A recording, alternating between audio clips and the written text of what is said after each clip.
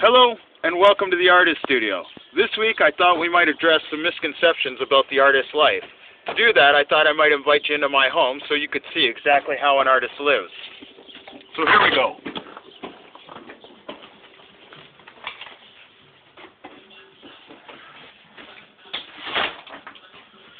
First off, many people are unaware of how many hours are actually involved in working as a paid professional artist. I'd be lying to say there aren't some light weeks. In general, in order to have a successful practice, I put in approximately 60 hours, and most of that's not in the studio. It's behind the computer, promoting, emailing, and phone calls. As you can see, my office here is in my bedroom,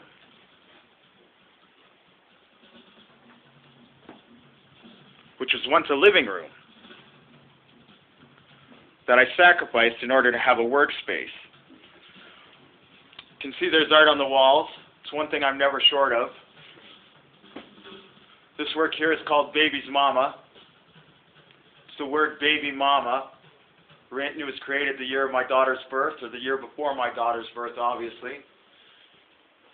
This piece here is called Think and Grow Rich, Lessons I Learned from Napoleon Hill. It's my DVD collection. It's mostly wrestling. I'm a wrestling fanatic. Over here is my daughter's room, just like any kid's room. The great thing about a grown man and a child living together is their sensibilities are pretty similar, as she would rather play than clean, and I would rather work than clean. This piece here is called Fight or Flight. Watch out for my rights, death before dishonor. It's a poster of a work I had made. Has lots of positive words written all around the house in order to keep me in a winning mindset. Because often as an artist,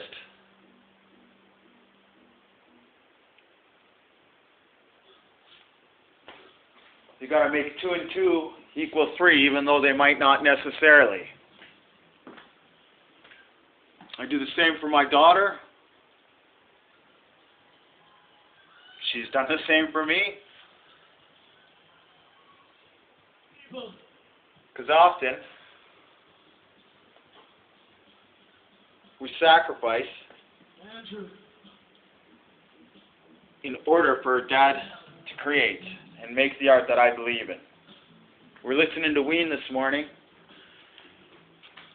As you can see, it's 8:22.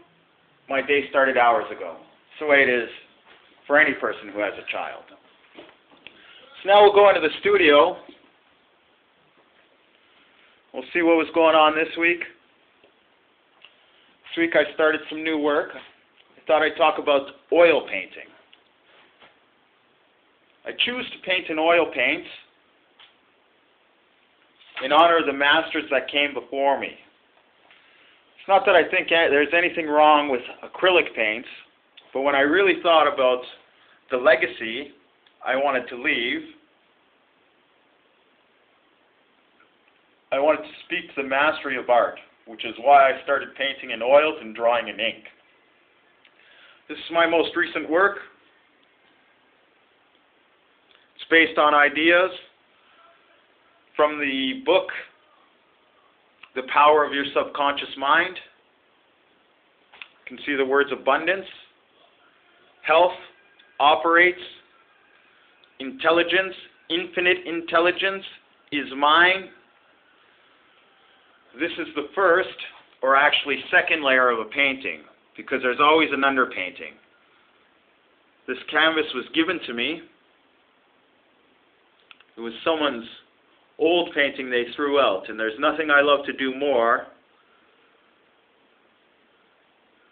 than take an object that's meant for a landfill and turn it into a piece of art that'll last forever. So in oil painting, one paints in layers, and you really can't start the next layer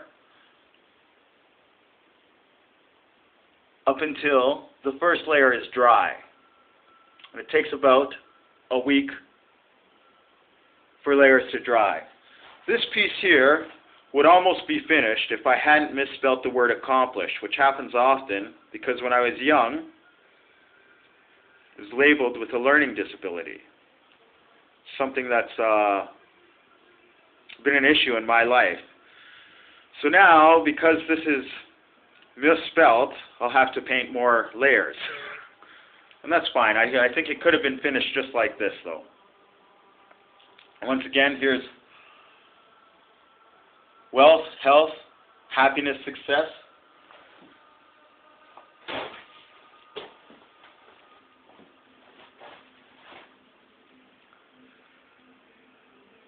Painting in layers involves a lot of drying time, so you usually have to have more than one project on the go, which I usually do, or I often do. As you can see, I've got 1, 2, 3, 4, 5, 6 images I'm working on, but nonetheless, in order to create one work of art, it can take some time.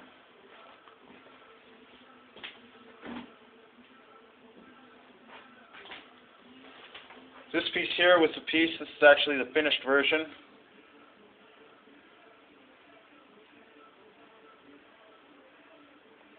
Of It's in the Moon and the Clouds. I finished it yesterday.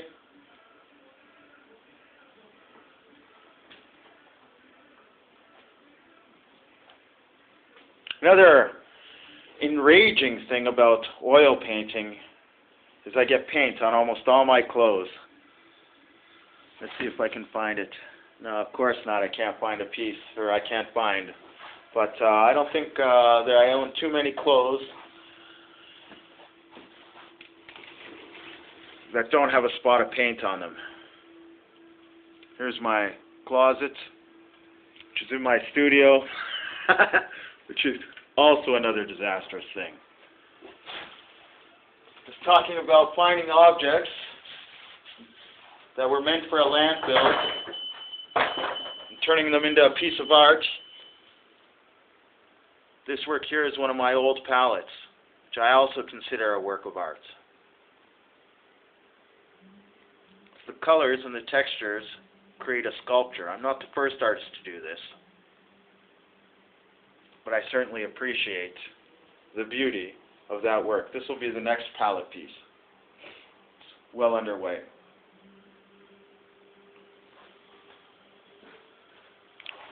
So really, at my level right now,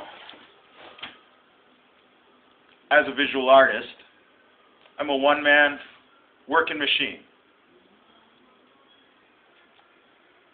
I promote my art, I promote others' art, I make art, and it's a full-time job.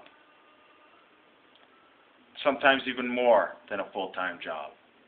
I do this all to live my passion. And because I live my passion, it makes it very easy. So thanks for stopping by the studio, and I'll see you soon.